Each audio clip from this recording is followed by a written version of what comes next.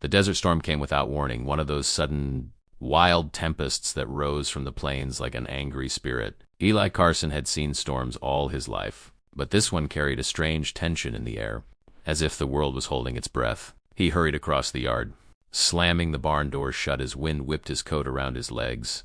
Dust spiraled across the ranch like ghosts searching for a place to settle. Just as Eli hooked the last latch, his horse lifted its head sharply, ears pricked. "Easy, boy," Eli murmured, but the horse snorted, restless. Something was wrong. Through the curtain of dust, he saw a movement, a staggering silhouette collapsing against the fence line. At first he thought it was one of the calves that had escaped the lower pen, but as the shape drew closer, carried forward by the violent gusts, Eli realized it was a person, a woman. Lantern in one hand and rifle in the other, he crossed the yard with careful steps.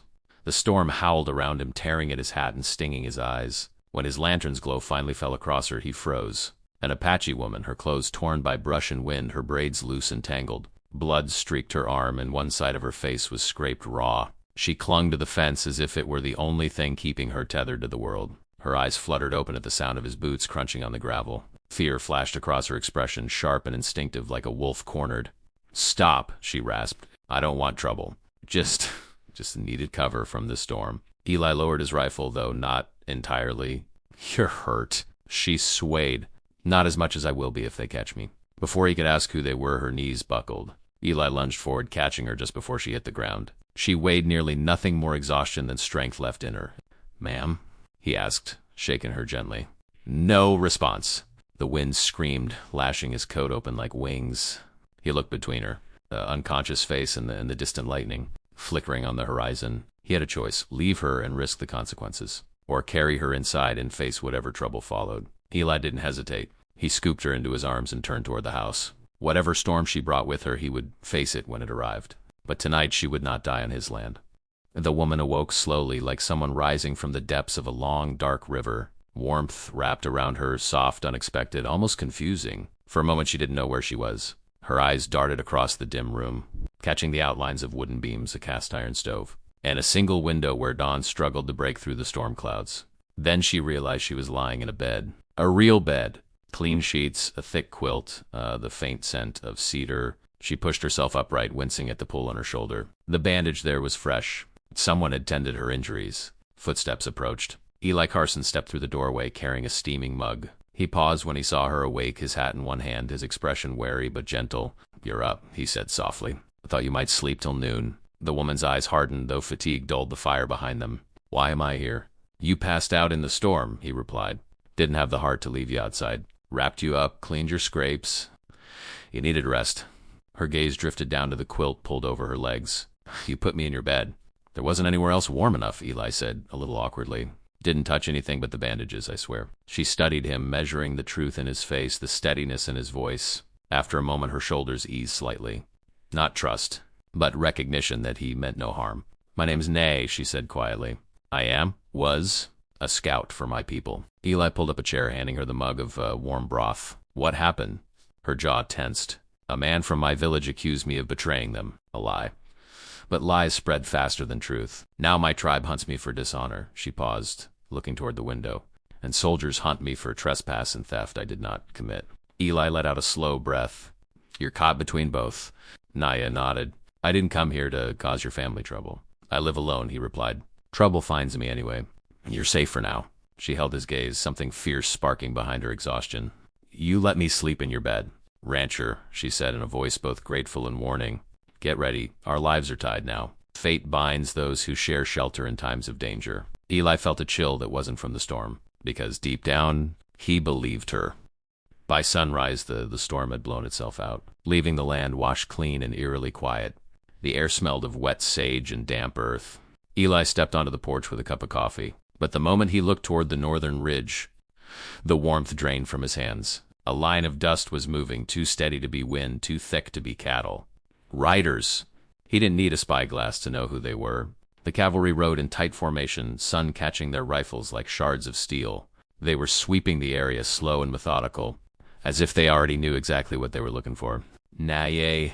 Eli set his cup down so hard it sloshed. He stormed into the house. Naya was already awake and fastening her moccasins, tension coiling through her body like a bowstring pulled taut. She had felt the shift in the wind before he'd even spoken. "They're coming," Eli said. "Soldiers." Naya's fingers paused on the last knot. She inhaled sharply, then pressed her palm to her stomach almost unconsciously. Eli noticed concern knitting his brow. "You hurt there?" he asked.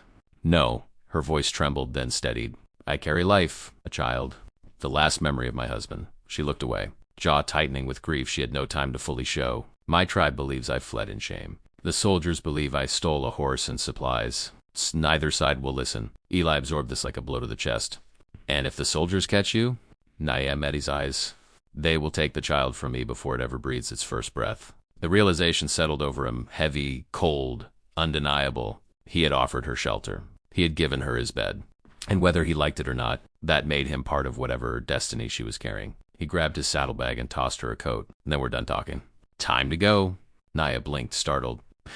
"You would run with me? Against soldiers? Against the law of your own people?" Eli didn't pause. "Oh, I don't care about their law. I care about what's right. For a heartbeat." She stared at him, something unguarded and vulnerable flickering across her face. Then she nodded and pulled the coat tight around her. "Then we ride." Outside, the approaching riders fanned out across the ridge. Time had run out. The desert opened before them, wide, red, and ancient. Eli and Naya rode hard through winding canyons, their horses' hooves kicking up sprays of dust that shimmered in the rising sun.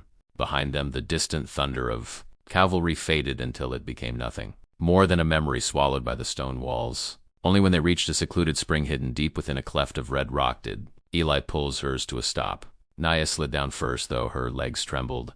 The spring sparkled like a sheet of glass laid over emerald stone, sheltered by leaning cottonwoods whose leaves whispered in the breeze. It felt untouched by conflict, as if the land itself offered sanctuary. Eli dismounted and scanned the horizon, his breath still heavy from the long ride. "We shook 'em," he said. "They won't find this place." Naya sank to the ground beside the spring, cupping water in her hands and letting it cool her flushed face. After a long moment, she leaned against a smooth boulder, breathing deeply. Her eyes softened, the harshness of pursuit fading into something gentler. "You could have let them take me," she said quietly, not looking at him. "Your life would be simpler." Eli knelt beside her, removing his hat and wiping sweat from his brow.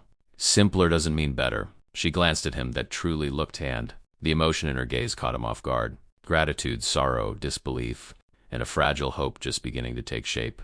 "I thought I had no future," Naya whispered. "No tribe, no home, only a child who might never see the sky."